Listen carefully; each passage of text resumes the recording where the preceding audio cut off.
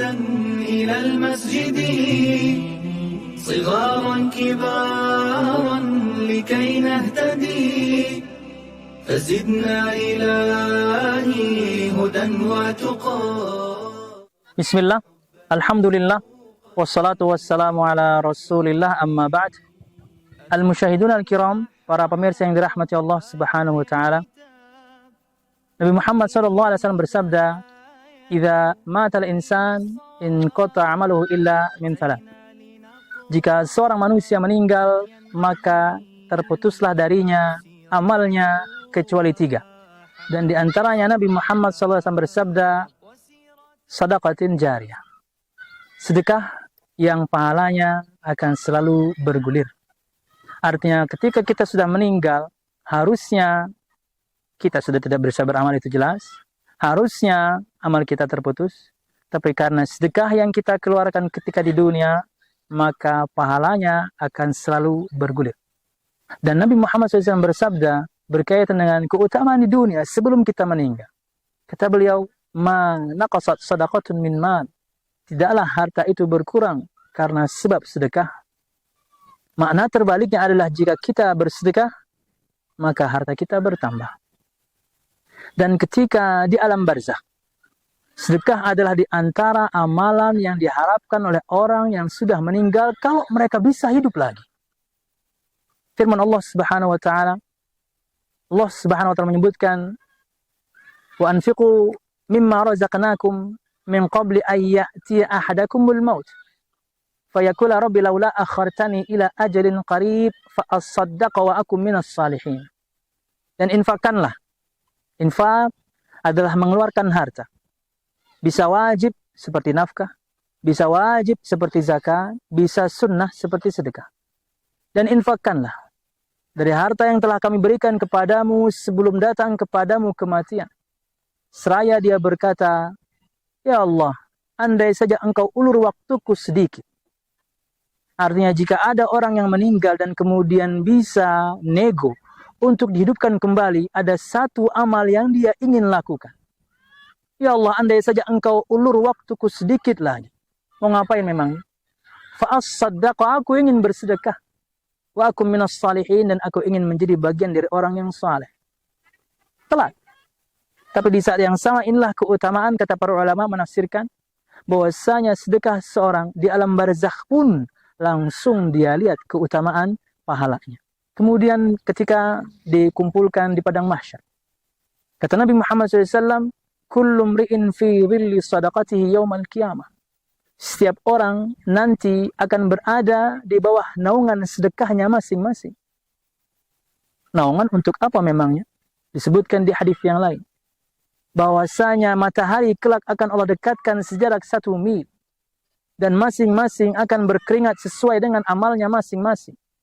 Ada yang keringatnya sampai mata kakinya, ada yang sampai lututnya, ada yang sampai pinggulnya, ada yang sampai pundaknya, ada yang tenggelam dengan keringatnya sendiri. Kalau kemudian, kasarnya, kalau kemudian seorang mendapatkan naungan, maka seharusnya dia tidak berkeringat. Dan naungan ini dihasilkan dari sedekah yang dia keluarkan ketika di dunia. Dan berkaitan dengan surga dan neraka. Lebih tepatnya surga. Di tahapan demi tahapan. Keutamaan di dunia, keutamaan di alam barzakh, keutamaan ketika hari mahsyar, keutamaan ketika seorang masuk surga Allah Subhanahu wa taala berkaitan dengan sedekah. Kata Nabi Muhammad SAW, "Ma minkum min ahadin la yatasaddaqu ahadun bitamratin min kasbin tayyibin illa qabilaha Allah Subhanahu wa taala biyaminih. Thumma yunammiha kama yunammi ahadukum faluwahu aw qalusahu hatta takuna mithlul jabal atau mithlal jabal atau a'zam." Atau kama qala sallallahu alaihi wasallam. Tidaklah salah seorang di antara kalian bersedekah dengan sebiji kurma, tapi dihasilkan dari penghasilan yang halal, yang thayyib, kecuali Allah Subhanahu wa taala akan menerimanya dengan tangan kanan. Dan Allah akan mengembangkannya, menginvestasikannya. Sama seperti salah seorang di antara kalian mengembangkan anak ontaknya, anak kambingnya. Hingga kemudian nanti sedekahnya tersebut dari sebiji kurma. Kalau dirupiahkan 1.000 perak, 2.000, di bawah 5.000. Sampai nanti sedekahnya akan membesar seperti gunung atau bahkan lebih besar lagi. Maka berdasarkan himbauan, targhib, motivasi dengan sabda-sabda Nabi Muhammad yang kita sebutkan di awal. Semoga dengannya kemudian menggugah hati kaum muslimin, muhsinin, donatur, bersedekah dengan kemampuan masing-masing. Tidak mesti kaya. Sedekah tidak mesti hanya untuk orang yang kaya. Tapi seseorang bisa bersedekah dengan kemampuannya masing-masing, sesuai dengan yang dia miliki. Dan di hadapan Anda, di video ini, lebih tepatnya di belakang saya, dan sekarang saya sedang berada di arealnya, yaitu Pondok Pesantren Darul Hijrah, yang ada di Kecamatan Samboja, Kutai Kartanegara, Kalimantan Timur. Mengharapkan uluran tangan Anda, para donatur, muhsinin, kaum muslimin. Ini seruan demi kebaikan Anda, demi agar Anda kemudian membelanjakan harta Anda di jalan yang tepat, di antaranya membangun sekolah dan kemudian memberikan kemanfaatan untuk kaum muslimin di kemudian hari.